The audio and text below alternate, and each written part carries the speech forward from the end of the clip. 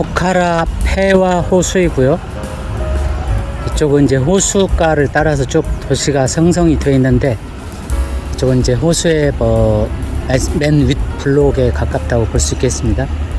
저기 건물을 보시면 건물 이어진 곳의 가운데쯤에 있는 하얀 건물이 한국인 트레커들이 많이 방문하는 한국인이 운영하시는 윈드폴이고요.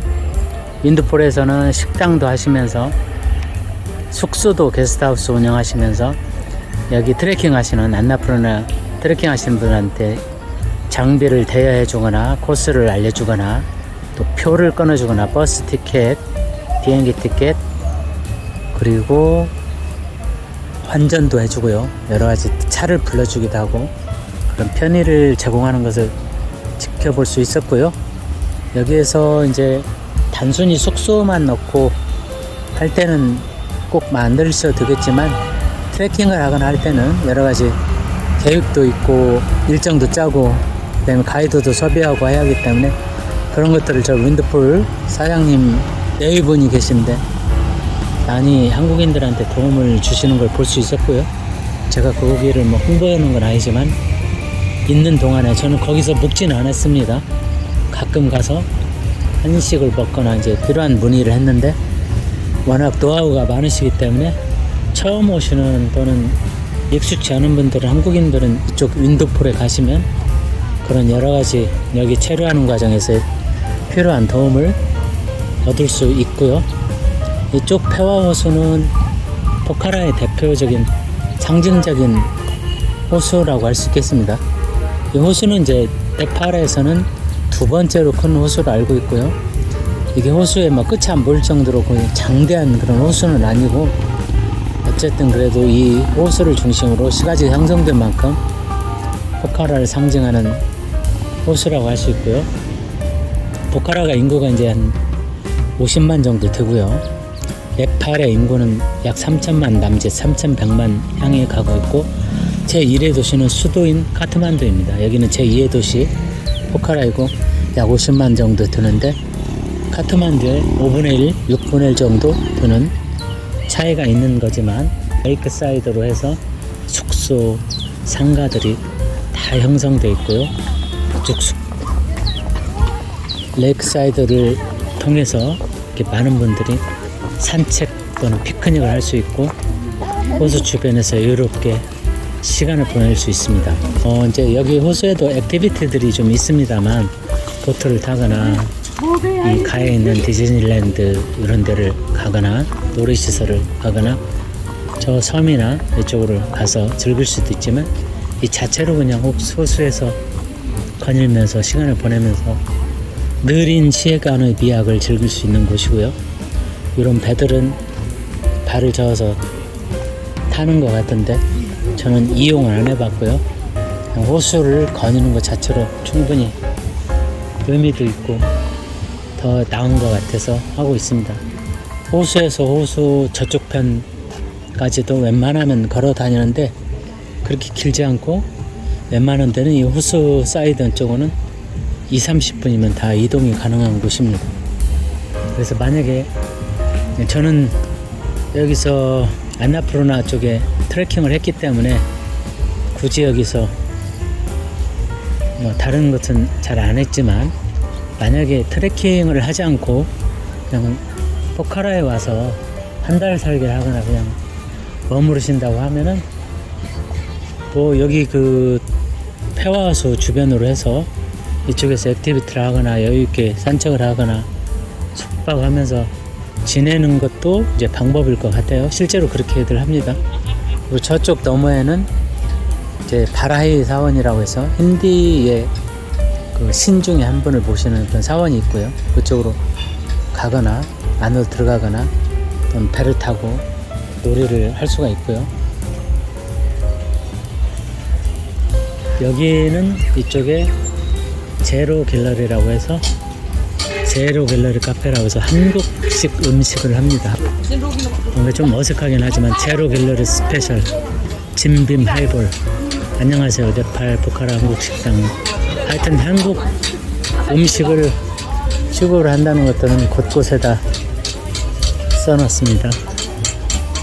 졸겨온 삼겹살 파페, 오래간만에 짜장덮밥, 포카라 런치는 라볶이, 부대찌개 소맥 한잔.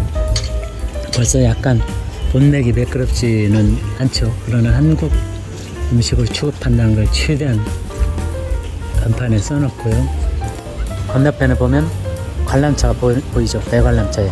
그리고 놀이시설이 있는데 저기 포카라에 디즈니랜드라고 써있고 그렇게 불립니다.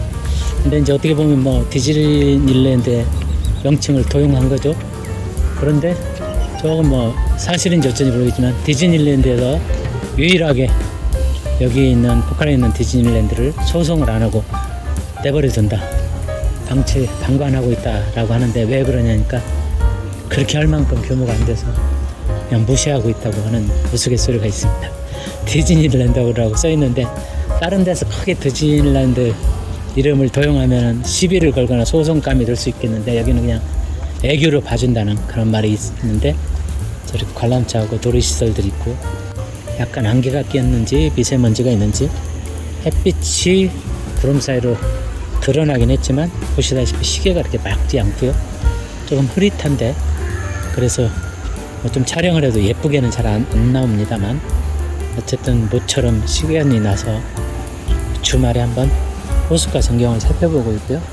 이렇게 호수 주변에서 그냥 특별한 건 없어도 여유있게 돌다가 가끔 들어가서 예쁜 카페에 있으면 카페에서 차 한잔 마시거나 식사 시간 되면 또 레스토랑에 들르거나 저렇게 놀이시설 타거나 배를 타고 섬을 들어가거나 그냥 산책하는 그렇게 보낼 수 있는 대표적인 폐화호수이고요. 이 폐화호수는 4개의 큰 산으로 둘러싸여 있다고 합니다. 사방 4개의 산으로 둘러싸여 있고요. 이 물은 빙하가 녹아서 흘러내려온 물이라고 합니다. 그래서 뭐 깨끗하겠죠. 빙하가 녹았으니까.